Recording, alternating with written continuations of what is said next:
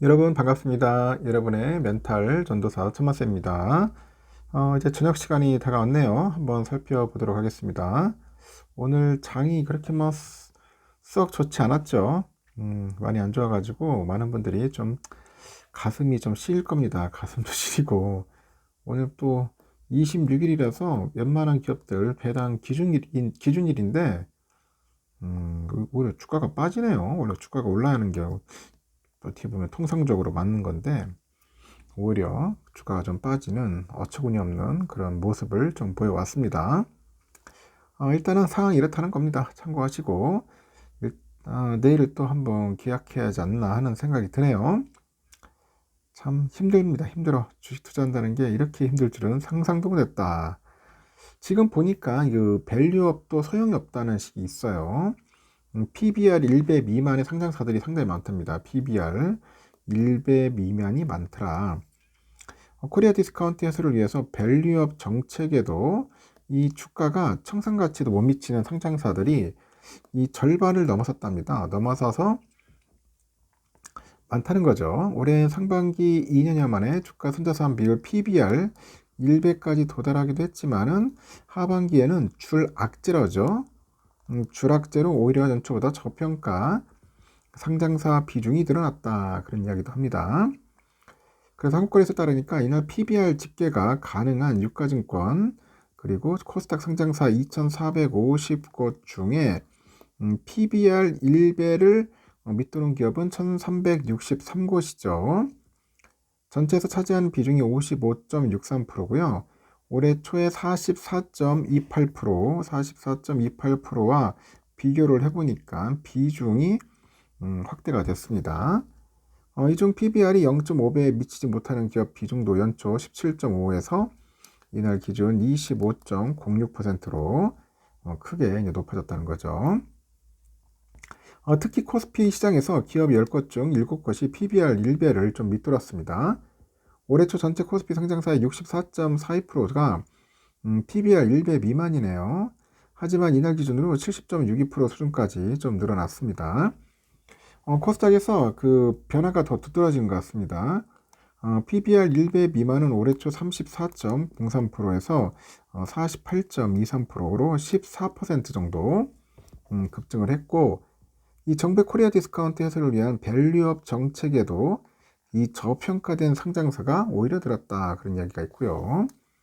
이 PBR은 기업의 그 주가를 해당 기업의 그 장부의 가치로 나눈 값이죠. 일반적으로 1보다 작으면 주식이 저평가된 겁니다. 1보다 높이는 고평가인데 하여튼 PBR이 1보다 낮다. 그러면 저평가됐다. 이렇게 보통 해석을 합니다. 특히 지주사 저평가가 심화됩니다. 코스피 종목 중에 시가총액 상위 200개를 꼽은 코스피 200 편입 종목 기준으로 이마트가 0.18배, DL이 0.2, 롯데지주 0.24, 현대백화점 0.24, DGB 금융지주 0.24, 하나 0.25. 하여튼 주요 지주사가 PBR 저평가 최상위권에 줄줄이 이름을 올렸습니다. 중국판의 그 후판이죠. 그 저가 수출로 피해를 호소하면서 산업통상자원부의 반덤핑 제도까지 제기한 현대제철, 그리고 저금리 환경 속에서 다른 생보사보다 주가 피해를 크게 입었던 하나생명, PBR이 각각 0.15배로 코스피 200 편입 종목 중 가장 낮았습니다.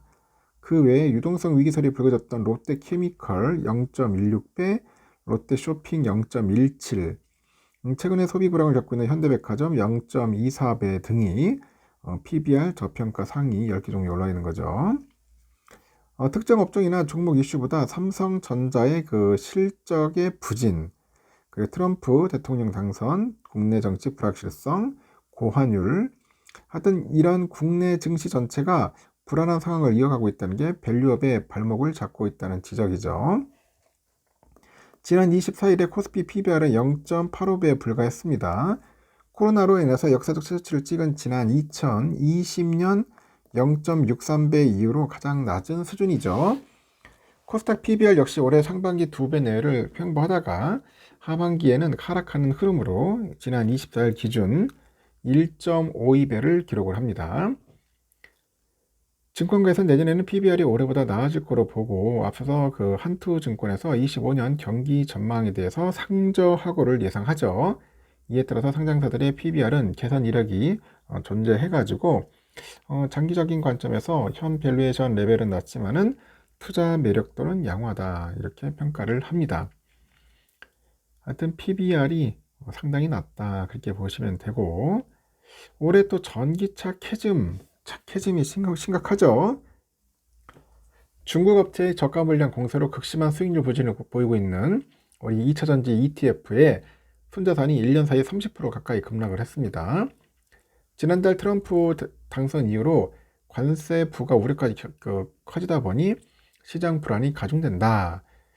그래서 레버리지하고 인버스 상품을 제한 코덱스 2차전지 산업하고 타이거 2차전지 탑 등 국내 2차전지 기업에 투자하는 ETF 10개의 순자산 총액은 지난해 말 4조 2197억 원에서 이달 24일 기준 3조 229억 원, 1년 사이에 28.36% 감소했네요. 이 중에 BNK 2차전지 양극재 ETF의 순자산은 관리 종목 지정 요건 중 하나인 50억 미만으로 떨어지기도 했답니다. 국내 2차전지 ETF 10개 올해 평균 수익률은 마이너스 43.29%인데 같은 기간 코스피 마이너스 8.09%, 코스닥 마이너스 21.52% 지수 대비 아주 극심한 하락을 보이고 있네요. 기초지수 수익률을 정방향으로 2배 추정하는 레버리지 상품의 경우 올 들어서 수익률은 마이너스 80%로 처참합니다. 같은 기간에 그 CATL이나 BY 등 중국 대표 2차전지 관련 기업에 투자하는 코덱스 차이나 2차전지 MSCI ETF가 20% 넘는 수익률을 올린 것과는 대조적이더라. 그 현재 중국보다도 더 안 좋다. 뭐 그런 이야기를 하는 것 같습니다. 상당히 문제가 심각하네요. 오늘 삼성전자는 53,600원으로 마무리됐어요. 1.47%였는데 계속 빌빌거리면서 빠지더라고. 그리고 53,500원까지 찍었지만은 결국 53,600원 마무리됐습니다. 진짜 힘이 없어요. 힘이 없고 역시나 외인들이 어제는 매수하더니 오늘도 다시 돌아서네요. 돌아서서 130만 주 정도 매도했고요. 기관이 12만 주 매도를 했는데 개인들이 24만 주밖에 안 샀습니다. 그렇게 하여튼 별로 사고 싶은 마음이 없는가 봐. 그런데 사긴 사는데 하여튼 외국인들은 살 마음이 없어요. 계속 팔기만 합니다. 그리고 뭐 JP 모건 애들하고 뭐 메릴린치 이렇게 매도를 했네요. UBS, JP 애들이 한 70만 주 가까이 매도했고 메릴린치가 14,000주 정도 매수를 했습니다. 우선주도 뭐 안 좋네요. 계속 빠집니다. 44,650원. 등락이 좀 하더니 갑자기 5대서 훅 빠집니다. 0.67% 빠졌고요. 외국인들이 14만 주 매도, 기관이 76,000 매도했고 오늘 개인들이 58,000 매수를 했습니다. 메릴린치들이 88,000주 정도 이제 매도를 했죠. JP가 35,000, 모건이 8,200 매수를 해서 이렇게 끝났습니다. 여러분 참고하시기 바랍니다.